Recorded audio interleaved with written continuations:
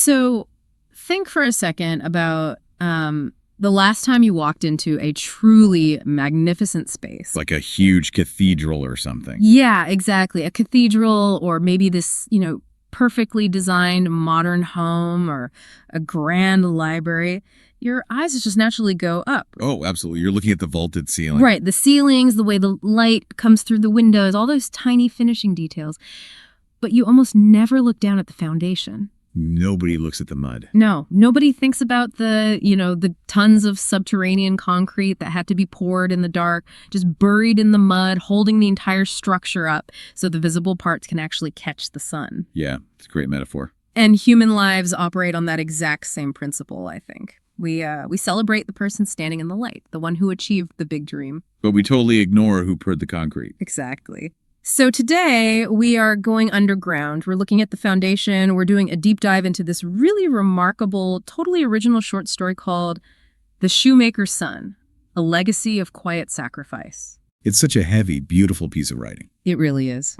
And our mission today for this deep dive is to sort of unpack the mechanics of intergenerational sacrifice. Yeah, and the philosophy of honest craftsmanship, which is huge in this text. Right, and just the immense unspoken gravity of paying for a dream that you will never personally get to live. It is an incredibly rich text to dig into, primarily because it totally strips away that glamorous, idealized version of following your passion. Oh, it completely demolishes it. Yeah, because we're looking at this through the lens of two very distinct lives, right? We have Aldo Fredi.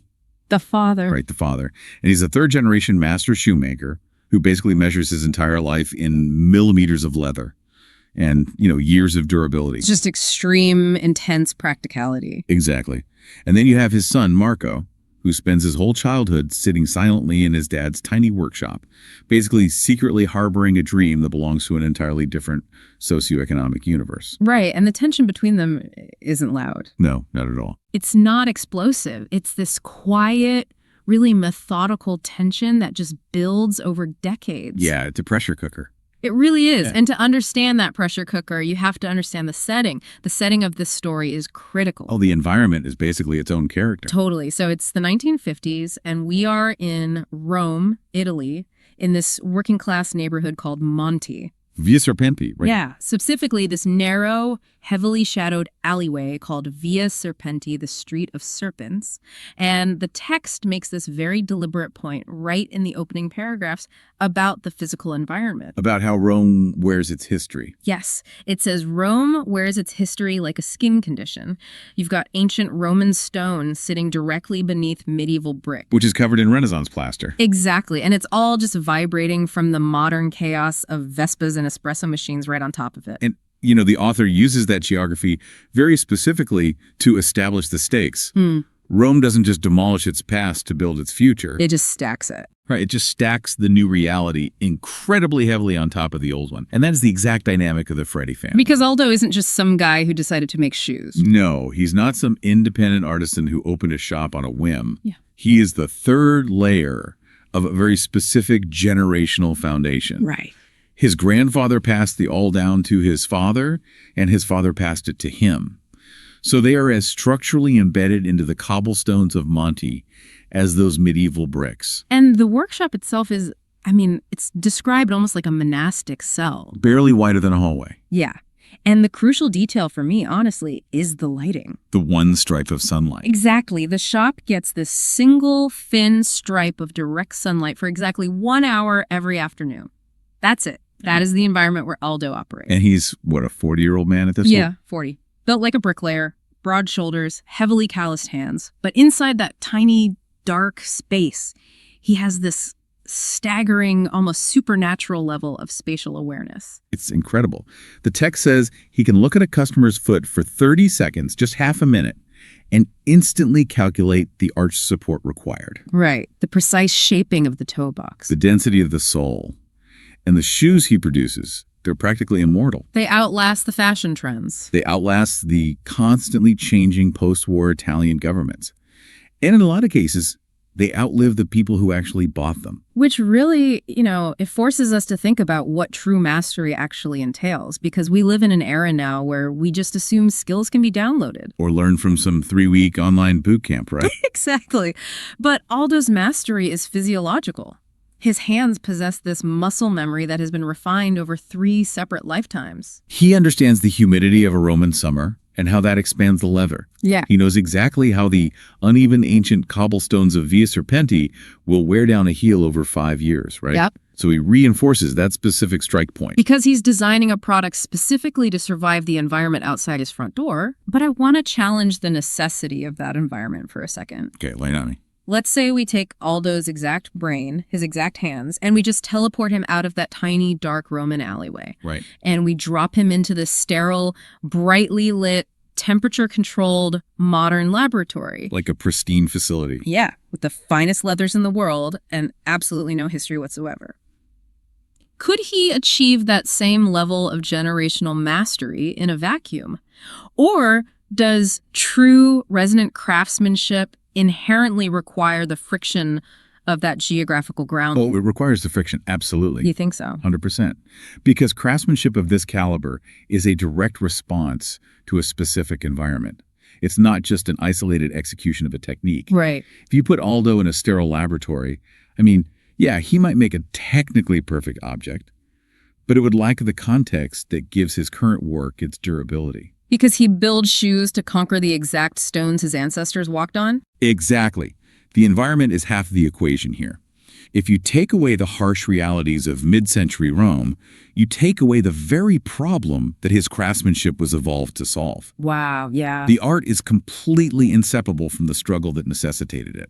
That makes total sense. And the struggle isn't just outside on the cobblestones either. It's inside the workshop, basically breathing the same air as Aldo.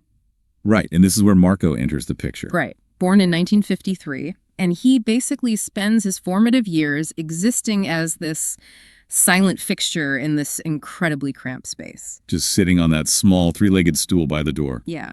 Breathing in the wax, the raw leather, that metallic tang of the tools. But Marco's doing something much more sophisticated than just, passing the time while his dad works. He really is. He is engaged in this hyper-vigilant observation. Yes. The story notes that Marco pays intense attention to the psychological shift in the customers. The way they visibly change. Exactly. People walk into that cramped shop super stressed, carrying the weight of their lives, and Marco notices that they physically lighten up when Aldo attends to them. And the author attributes this to a very specific feeling.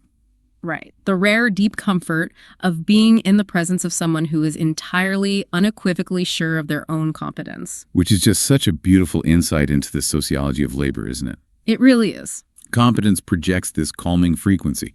And Marco is internalizing the idea that true work, when it's done well, is actually an act of psychological caretaking. Aldo isn't just protecting their feet. No. He is offering them a momentary reprieve from the uncertainty of the post-war world.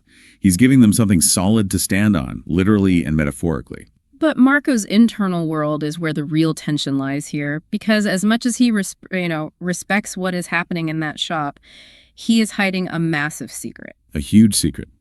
He has zero intention of becoming the 4th generation of Ferretti shoemakers. None.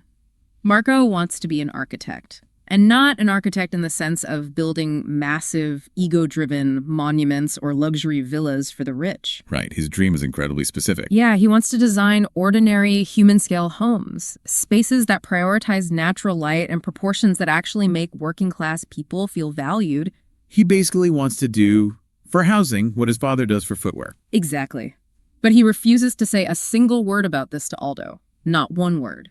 And we really have to look at the mechanics of this silence, because the author is very careful not to mischaracterize it. Right. Marco isn't silent because Aldo is some tyrant. No, there's no fear of physical punishment or cruelty here. Aldo is a good father. Marco's silence is an incredibly mature, agonizingly clear-eyed calculation of their socioeconomic reality. He knows what university costs, and he knows exactly what a pair of bespoke shoes costs. The math doesn't work. It doesn't work. And there is a tendency, I think, especially in literature, to heavily romanticize the quiet, observant artisan's child. Oh, constantly. Yeah. The noble, silent youth. Right. But I look at Marco's silence and I don't see romance. I see a child absolutely paralyzed by the fear of poverty. Yeah. Think about Marco sitting on that stool. It reminds me of like a structural engineer studying a severely compromised, fragile site. That's a great way to look at it. He is meticulously calculating the daily income, analyzing the razor-thin margins his father operates on, and he's trying to determine if this fragile family structure can possibly bear the massive weight of his architectural ambitions. And his conclusion, as a kid, is that it cannot. Right, the structure will collapse. The load-bearing capacity of a family's finances, that is the exact dynamic at play here.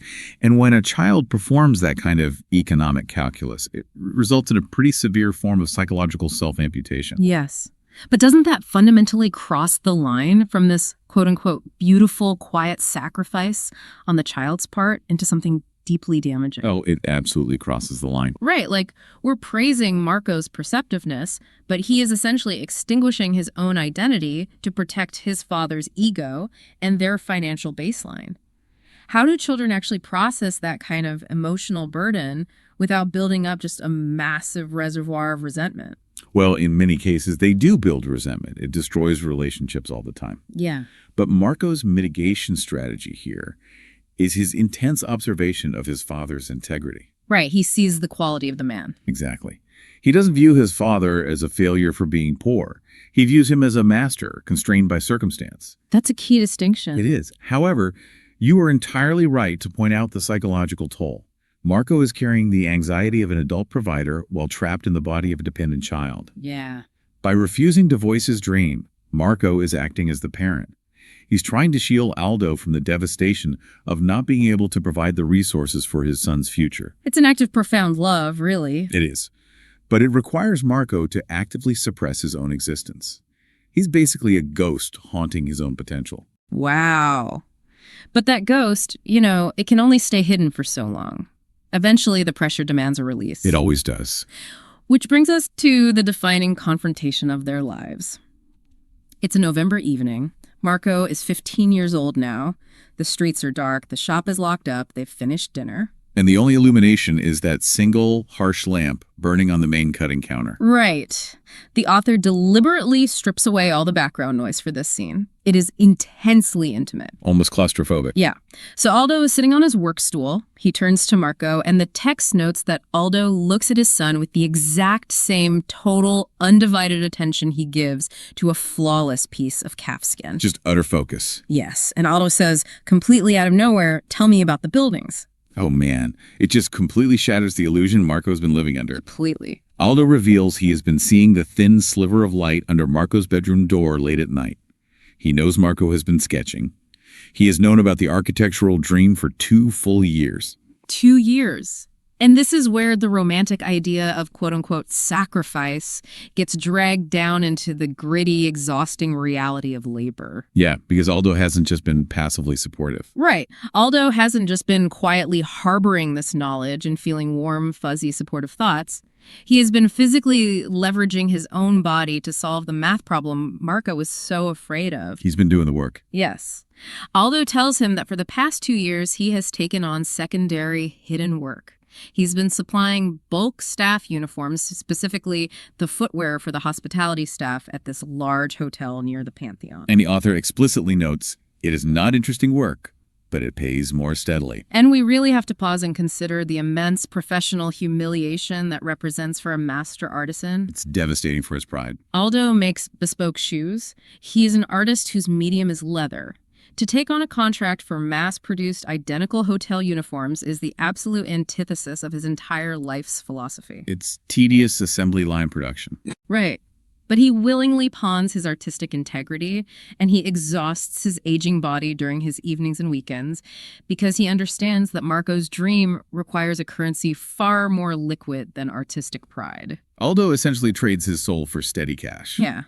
And when Aldo delivers the verdict to Marco, he simply says, "You will study." Just 3 words. And the narrator describes Aldo's tone as being, quote, like the last stitch in a well-made shoe. It is absolute. It is final. There's no arguing with it. None. But before Aldo offers this solution, the text gives us this fascinating glimpse into Marco's immediate panic when the topic is first breached. When he says, tell me about the buildings. Right. It says Marco was terrified to say his dream out loud, quote, in case the saying of it made its impossibility more real. That is such a profound line. Why is that such a universal human fear, though? What is the actual psychology behind the idea that vocalizing a dream makes it so incredibly vulnerable to destruction? Well, it's the transition from the theoretical to the empirical. Okay, unpack that. As long as Marco's dream of being an architect remains locked in his late-night sketches in his own internal monologue, it's perfect. It's safe from the friction of reality. Right. In the imagination, you don't have to pay tuition. You don't have to buy expensive drafting supplies. You don't have to confront a society that basically says the son of a cobbler doesn't belong in a university lecture hall. Right. It's totally safe in his head. Exactly. But the moment you force air through your vocal cords and speak the dream into the physical room, you immediately subject it to the laws of physics and the laws of economics. You give it a surface area that can be attacked. Precisely. By naming the dream, Marco believes he is forcing his father to become the executioner. Wow. He fully expects Aldo to logically point out the empty bank account and just kill the dream out of sheer necessity. So, given that immense fear, let's look at how Aldo actually dismantles it. Because he doesn't give Marco a pep talk. No. He doesn't say, follow your heart, the universe will provide, or any of that hollow, feel-good rhetoric we see everywhere today. Because platitudes are totally useless when the problem is structural. Exactly. Marco's fear is an economic math problem, and Aldo meets that structural fear with a structural solution. He doesn't offer emotional comfort, he offers an audited ledger. Yes. He says, in effect, I have run the numbers, I have secured the capital through auxiliary labor, the foundation is poured. Right. By presenting the hotel contract, Aldo proves that the impossible is now fully funded. It's amazing. He takes this fragile theoretical dream and encases it in the concrete reality of his own sweat. It really is the ultimate fatherly flex, honestly. Total flex. He essentially tells his son, your math was wrong because you didn't factor in what I'm willing to endure for you. Yeah, that's beautiful. So with that financial foundation finally secured, the story pivots. Marco leaves the incubator of Via Serpenti. It is the autumn of 1972. Marco is 19 years old, and he steps onto the campus of Sapienza University. And the culture shock is just immediate and severe. He is a fish who has spent his life in a tiny, dark pond suddenly thrown into the middle of the ocean. Oh, completely. He arrives on campus carrying this battered, secondhand leather satchel that his father meticulously reinforced and repaired. Which is a highly visible physical artifact of his working class origins. And it marks him, right? Oh, absolutely. The academic work isn't the problem. Marco is incredibly gifted. The barrier is cultural. He finds himself surrounded by the children of the elite. Yeah, the old money of Rome. Right. Students who are entirely fluent in what the text brilliantly refers to as the social language of ambition. That phrase is so good. It's perfect. These are kids who know how to network, how to speak with unearned confidence, how to maneuver through the politics of academia. And Marco possesses literally none of those skills. None. All he has is the toolkit he acquired sitting on that three-legged stool, the capacity for relentless, uncomplaining labor, and the ability to observe a problem until he understands its mechanics. It creates a profound isolation frame. Marco is experiencing the classic imposter syndrome of upward mobility. Totally. He is physically present in the halls of power, but his psychological tether is still tied to a dark alleyway in Monte. And we really see that tether in action during his weekends. Marco constantly retreats from the university to go home. He goes back to the shop. Yeah. He folds his now adult frame awkwardly onto that tiny childhood stool, and he attempts to translate the high-minded architectural theory he is learning into a language his shoemaker father can actually digest. And this is where the genius of the author really shines, I think, because we expect a disconnect here. Right. We expect Aldo to just be baffled by structural engineering or urban planning. Exactly. Yeah. But instead, we get this beautiful philosophical synthesis. Marco is explaining the tenets of modern design, and Aldo, entirely unbothered by the academic jargon, distills it all down to a single unifying principle. I love this part. Aldo says, a good shoe must be honest about what it is. It must not pretend to be something it is not. A building is the same, no. That line is the thesis of the entire story. It really is. Aldo has zero formal education in design, yet he organically arrives at the foundational tenet of modernism.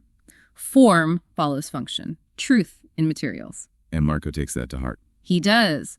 Marco actually adopts this exact phrase for his graduation thesis in 1978. It becomes the true north of his entire professional life. He refuses to design monuments for the ego. Right. He seeks out an employer named Signora Ricci, who is this architect fiercely committed to the idea that the demographic most in need of exceptional, thoughtful design is usually the demographic least likely to receive it. So he focuses on public infrastructure. Exactly. And at 29, he lands his first solo project, the Tiburtino Primary School. Which is an incredibly high-stakes project for a young architect. Massive stakes. The primary school isn't just a building. It is the physical container for the formative years of hundreds of children. It dictates how they interact with learning. Right. And Marco approaches this building with the exact same obsessive, user-centric focus that his father applies to a shoe.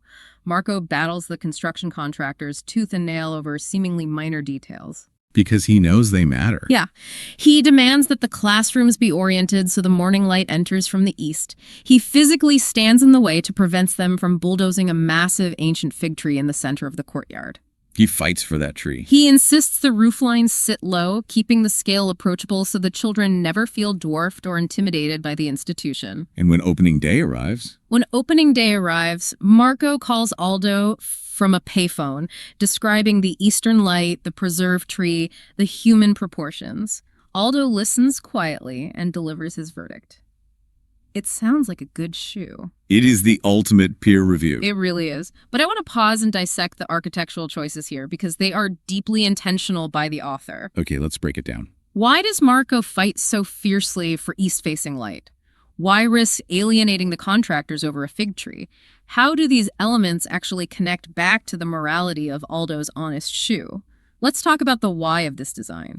Well, to understand the honest shoe, we first have to define what a dishonest shoe is. Okay, what's a dishonest shoe? A dishonest shoe prioritizes the ego of the designer over the anatomy of the user.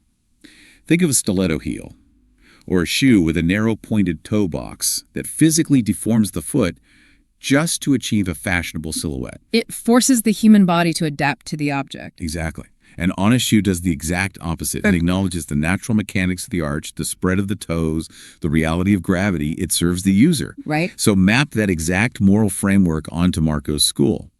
A dishonest school is designed for the convenience of the contractor and the budget of the municipality. It's just a concrete box. A concrete box with artificial lighting, because that is cheap and fast. It forces the children to adapt to a sterile, hostile environment. But Marco refuses to do that. Right. Yeah. By fighting for east-facing light, Marco is utilizing environmental psychology.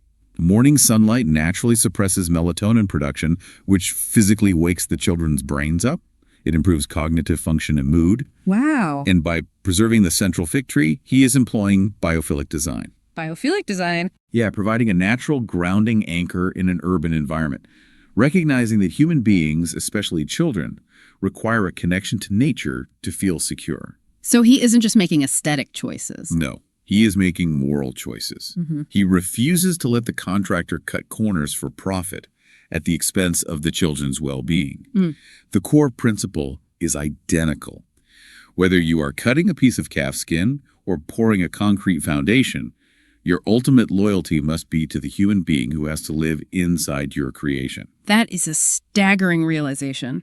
The morality of the craft scales perfectly from a 12-inch footprint to a 50,000 square foot campus. Their shared language is integrity. Yes. But as much as we want to revel in that triumph, the story doesn't allow us to stay there. Because of time. Because time is the one variable neither a master shoemaker nor a brilliant architect can design their way out of. We jump forward a couple of decades to the year 1999. The landscape has fundamentally shifted at this point. Completely. Marco is now 46 years old, a highly established, successful architect living in the fast-paced, modern city of Milan. And Aldo is 76. Right. And Aldo's body has finally presented the bill for a lifetime of relentless physical labor. His hands, those massive, hyper-competent instruments that built Marco's entire future, have developed a severe tremor. Which is devastating for someone who works with their hands. He was forced to permanently close the shop on Via Serpenti 2 years prior. So Marco takes a weekend trip down to Rome to check on him. He walks into the old workshop. It is hollowed out. The tools are gone. The smells of wax and leather are fading, but sitting in the corner on the otherwise completely bare workbench, Marco spots a half-finished pair of dark brown men's dress shoes. This is the emotional epicenter of the entire narrative right here. It really is. Marco picks them up. He asks his father, whose order was left unfulfilled, and Aldo, looking down, quietly reveals the truth. He says, "They were for you, for when you finished the university. I started them the year you enrolled. I wanted to give you something made properly that would last." And then the heartbreaking part. Yeah, Aldo looks at his shaking hands and admits, "I was a little slow." His body gave out before he could finish them. We really have to comprehend the timeline here. Aldo started cutting the leather for those shoes in 1972. It is now 1999. That is 26 years. 26 years. And Marco's reaction is absolutely vital. The author makes a point of reminding the reader that Marco is a powerful man in Milan. He is an architect who commands entire rooms of wealthy developers, politicians, and contractors. He's used to being in charge. He is articulate and authoritative, but standing in that dark shop holding this half-finished shoe, Marco's vocabulary completely evaporates. He is rendered entirely speechless. He literally cannot form a single word in response. His silence as a 46-year-old man mirrors his silence as a child on the stool, but the context has completely inverted. How so? As a child, he was silent out of fear. As a man, he is silent out of overwhelming reverence. Language is a tool designed to convey concepts, but Marco is holding something that transcends a concept. He is holding the physical manifestation of his father's mortality. That's beautifully put. Let me push this into a slightly provocative space, though. We naturally view an unfinished object as a tragedy, right? Usually. It's a failure to reach the finish line. But look at the staggering impact this specific object has on Marco. Is it possible that this unfinished 26-year project is actually a far more perfect, far more devastatingly meaningful gift than a completed pair of shoes ever could have been? Oh, that's an interesting thought. Because it doesn't just represent skill, it physically manifests the finite biological limit of the father's sacrifice. You know, if we examine the philosophy of what a gift truly represents, your theory holds immense weight. Yeah. A finished pair of shoes, given at graduation in 1978, would have been a beautiful luxury item. Marco would have worn them, appreciated the perfect stitching, and eventually he would have just thought of them as his favorite shoes. They'd just be shoes. Right. The fact that they were completed would mask the struggle required to make them. But an unfinished shoe strips away the illusion of effortlessness. It is a forensic record of Aldo's decline. A forensic record. Wow. Every flawless stitch along the sole represents the era when Aldo possessed his full strength, when he was working those brutal hotel contracts to keep Marco in school. Yes. And the exact point where the needle stops, where the leather is left unbound, is the precise geographical coordinate where Aldo's body finally surrendered to time. That is heavy. By failing to finish the shoes, Aldo unknowingly hands Marco the raw, unpolished truth of his love. The shoes are no longer apparel. They're a monument to the cost of Marco's success. Yeah. As you said, they were a clock that physically ran out of time. A clock that ran out of time. That hits like a freight train. That is exactly why Marco's sophisticated Milanese vocabulary fails him. You cannot respond to that level of raw truth with a polite thank you. No, words aren't enough. So stripped of his ability to speak, Marco is forced to communicate using the only language robust enough to handle the weight of the moment. The language of action, design, and craft. The exact language his father taught him. Precisely. So Marco physically returns to his origins. He pulls out that tiny childhood stool. He folds his adult body onto a piece of furniture designed for a 6-year-old. Just putting himself right back in that space. Yeah. He picks up the unfinished shoe. He examines the stitching. He realizes immediately that Aldo never lost the intellectual grasp of the craft. He simply lost the muscular endurance required to execute it. The mind was willing, but the hands weren't. Exactly. But Marco knows his own limitations, too. He doesn't succumb to this sentimental urge to grab an awl and try to sew the leather himself. He knows he would ruin it. That would have been a disaster. Right. Instead, Marco hires a younger, highly skilled shoemaker from a neighboring district. And Marco spends 3 grueling hours standing over this young artisan, directing him with absolute tyrannical precision. He dictates every stitch. Every stitch. insisting on the exact tension, tracking down the identical vintage of leather and thread, ensuring that the young man acts merely as an extension of Aldo's original vision. They finally complete the project in January of the year 2000. Notice the role Marco assumes here, though. He doesn't pretend to be the tradesman. He acts as the architect of the shoe. I love that you highlighted that because it feels like the ultimate resolution of their relationship. Often, when a child wants to honor a parent, they fall into one of two traps. What are they? They either try to mimic the parent exactly, which usually fails because we are not our parents, or they reject the parent's methods entirely to prove their independence. Marco bypasses both traps. He finds a third way. Right. How do you view this act of directing the young shoemaker in terms of Marco synthesizing his own identity with his father's legacy? I think it is a masterclass in integration. Marco accepts the reality of who he has become. He is a visionary, a director of labor, an architect. Yeah. He possesses a highly specialized skill set focused on quality control, structural integrity, and project management. He doesn't abandon his identity to honor his father. Instead, he applies the full force of his architectural expertise to his father's chosen medium. He bridges the gap perfectly. Exactly. Marco provides the unyielding standard of design, and he hires out the physical labor, ensuring that his father's final blueprint is executed flawlessly. He finishes the project not by being a shoemaker, but by being the absolute best architect he can be on behalf of a shoe. And the culmination of that effort is just stunning in its restraint. It's a Sunday morning. Marco presents the finished, polished, dark brown shoes to his father. The big moment. Aldo takes them. And because he is who he is, Aldo doesn't burst into tears or give a sweeping monologue. His thumbs automatically run along the seams, testing the tension, checking the integrity of the work. He's still inspecting the craft. Always. He places them gently in his lap, looks up at Marco, and utters two words: good work. And the author ensures we understand the weight of that. The text explicitly states that for Aldo Ferretti, those two words represent the absolute zenith of praise. It is the highest honor he is capable of bestowing. Yeah, that's it. That's the peak. The circle is fully closed. The story rapidly approaches its conclusion. Aldo Ferretti passes away peacefully 2 years later, in the spring of 2002, at the age of 78. And per his quiet, unspoken legacy. He is buried wearing those exact dark brown shoes. The narrative leaves us with Marco standing at the graveside. It is a stunning, crisp April morning in Rome. The ancient cypress trees are swaying. A bird is singing in the background. It's a moment of profound peace. It's a beautiful final image. Marco stands there, absorbing the reality of his father's unannounced, uncelebrated life of honest work. He reaches into his jacket and pulls out a small green notebook, the exact same style of notebook he used to hide his architectural sketches in when he was a boy on the stool. Oh, that detail gets me. He clicks his pen and he writes down a final four-word epitaph for his father. He writes, "A good shoe, honest." It proves that while the craftsman eventually fails, the philosophy behind the craft is immortal. It really is. Aldo's physical body is gone, but the integrity he demonstrated continues to dictate how schools are built, how light is captured, and how his son navigates the world. The lesson survives the teacher. Which brings us out of the fiction and into the harsh light of our own realities. Because the author does not let the reader close the book without turning the mirror around. Not at all. The deep dive here has a very specific moral center.